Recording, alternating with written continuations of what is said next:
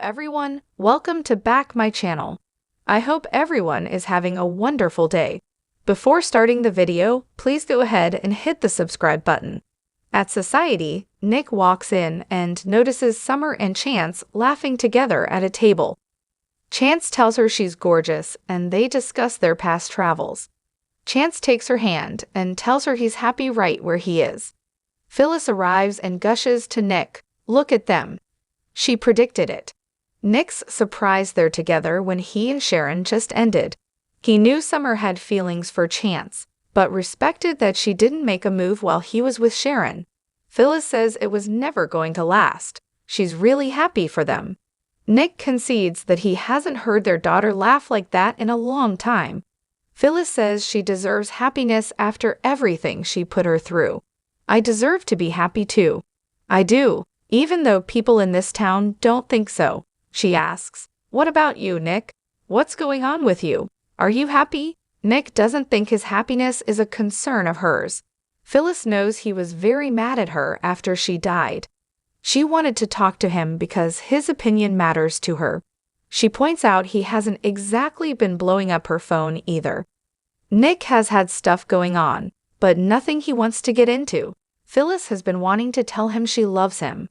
They've been in and out of love so many times, but they created the gorgeous girl over there. They will always share the bond of being Summer's parents. Nick replies, "We will, whether we like it or not." Phyllis prompts Nick to answer her question.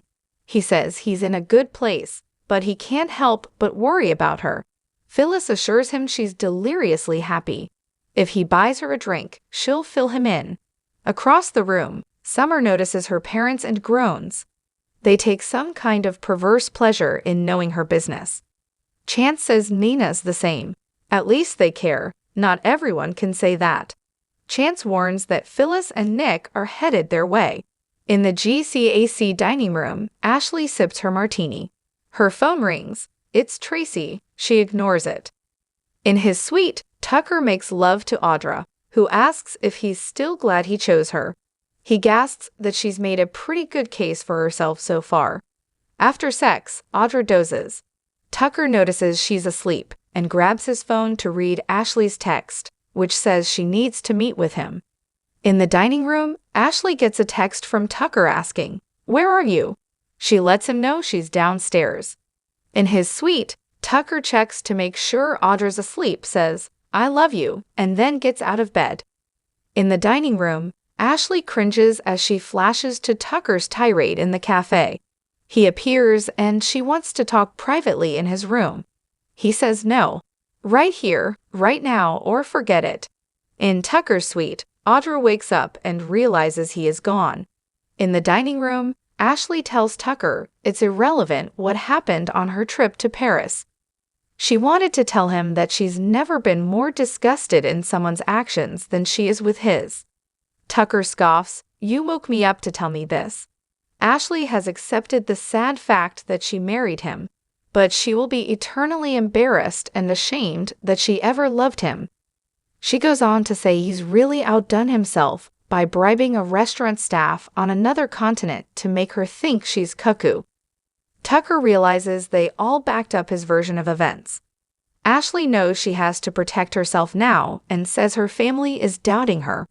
She warns he has so much pain coming his way. He thinks that sounds like a threat. Ash says it's definitely a threat. She'll do everything in her power to make sure Devin cuts him out of his life and Dominic's forever. His new board of directors will know how malicious he is. She thought her actions created his actions because of his intense heartbreak. Tucker says if she thinks the heartbreak wasn't real, she's more delusional than he thought. Ashley counters that he doesn't have a heart, and what happened in Paris was his reaction to his inability to control her.